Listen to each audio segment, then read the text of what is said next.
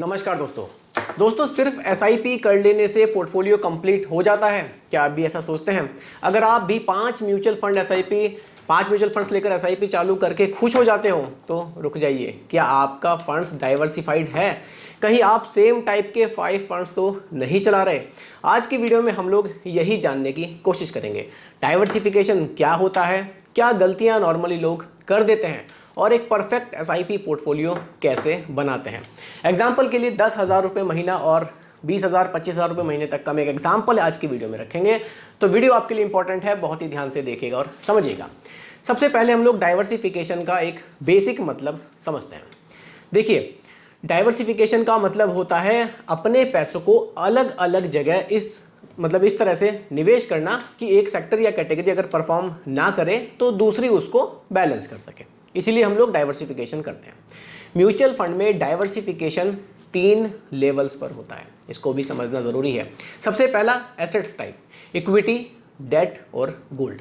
दूसरा category wise होता है, large cap, mid cap, small cap, flexi cap. और एक फंड हाउस लेवल पर भी होता है कि आपने एचडीएफसी को ले लिया, एसबीआई को ले लिया या फिर आईसीआईसी को ले लिया, यहाँ भी आप डाइवर्सिफिकेशन करते हैं। तो जब आप सिर्फ स्मॉल कैप के 3 फंड्स में एसआईपी कर रहे हो तो आप डाइवर्सिफिकेशन नहीं, डुप्लीकेशन कर रहे हो। जी हाँ, बिल्कुल, इसको समझिए ध्यान से। देखिए, अब हम लोग कॉमन गलतियों पर भी बात करेंगे। सबसे बड़ी गलती लोग ये करते हैं कि जो फंड ट्रेंडिंग होता है ना, उसी में सीधा एसआईपी चालू कर देते हैं।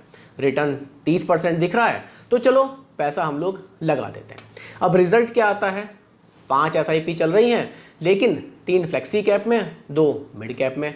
फंड्स बस नाम के अलग हैं और काम उनका एक ही जैसा आपको देखने को मिलेगा। इस तरह का पोर्टफोलियो शॉर्ट टर्म में आपको कई बार अच्छा लग सकता है, लेकिन लॉन्ग टर्म में ये ज़्यादा रिस्की होता है और रिटर्न्स भी आपको उतने अच्छे नहीं बनाकर देता जितने आपको मिलने चाहिए थे। तो आइडल एसआईपी पोर्टफोलियो स्ट्रक्चर कैसा होना चाहिए, अब हम लोग इस पर बात करते हैं। देखिए, एक सही म्यूचुअल फंड पोर्टफोलियो का स्ट्रक्चर कैसा हो जिसमें हम थोड़ा रिस्क को मिनिमाइज कर सकें और लॉन्ग टर्म में हम लोग वेल्थ क्रिएट कर सकें।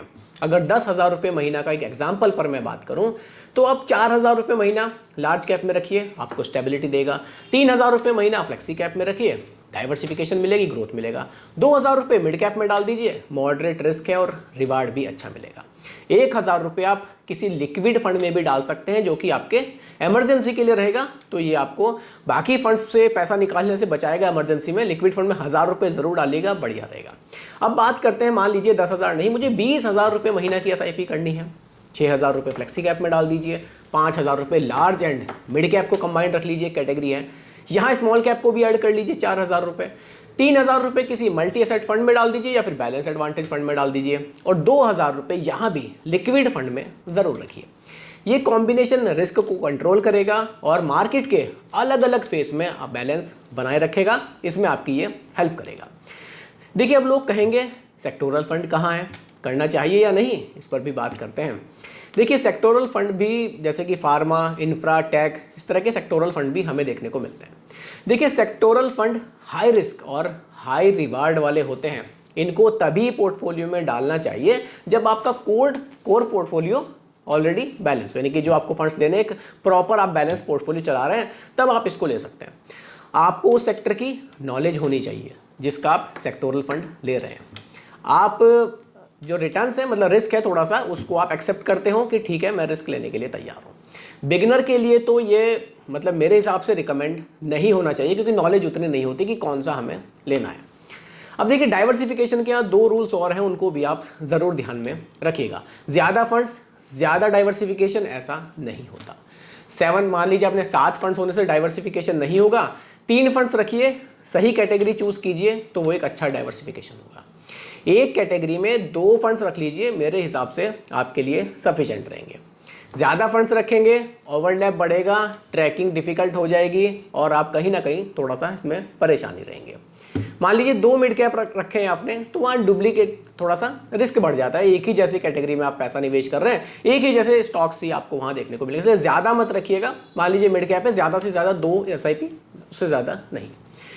तो अब जब भी कोई बोले कि मैं तो 6 एसआईपी चला रहा हूँ, उनसे एक सवाल ज़रूर पूछिएगा कि कितना डाइवर्सिफाई किया है। सही डाइवर्सिफिकेशन ही लॉन्ग टर्म में वेल्थ बनाता है, वरना आपका पोर्टफोलियो टाइटैनिक की तरह भी डूब सकता है। बड़ा नाम होते हुए भी। तो इसलिए इन्वेस्ट करिए हमेशा स्मार्ट तरीके से, डाइवर्सिफिकेशन सही रखिए और लॉन्ग टर्म में अच्छी वेल्थ आप यहाँ से बना सकते हैं। दोस्तों अगर आपको ये वीडियो हेल्पफुल लगा हो तो लाइक ज़रूर कीजिएगा, शेयर भी कीजिएगा अपने दोस्तों के साथ और कमेंट में मुझे ज़रूर बताइएगा वीडियो आपको कैसी लगी। बाकी दोस्तों इसी तरह की स्मार्ट इन्वेस्टिंग से जुड़ी हुई वीडियोस आगे भी देखने के लिए सब्सक्राइब ज़रूर कीजिएगा इन्वेस्ट विद राहुल को। मिलते हैं जल्दी एक और नई वीडियो के साथ। धन्यवाद।